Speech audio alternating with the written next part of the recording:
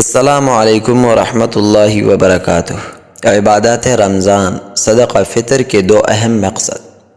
اللہ تعالیٰ کا لاکھ لاکھ شکر ہے کہ اس ذات نے ہمیں رمضان المبارک جیسا ببرکت مہینہ عطا فرمایا، اور اس مقدس مہینے میں تراویح، سحری، روزہ، افطاری، اعتکاف، قیام لیلۃ القدر جیسے اعمال نصیب فرمائے، جس میں رحمت، گناہوں سے معافی اور جہنم سے آزادی جیسی سعادت عطا کی۔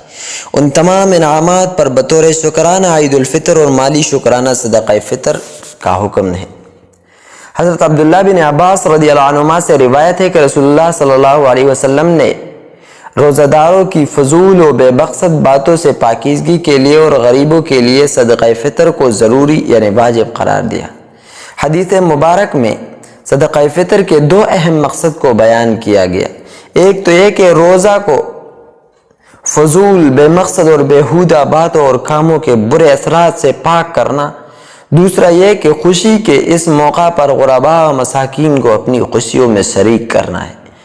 صدقہ فطر کے بارے میں ایک بات یاد رہے کہ وہ اشیاء جو ضرورت و حاجت کی نہ ہو بلکہ محض نمود و نمائش کی ہو یا گھروں میں رکھی ہوئی ہو اور سارا سال استعمال میں نہ آتی ہو تو وہ بھی نصاب میں شامل ہوگی۔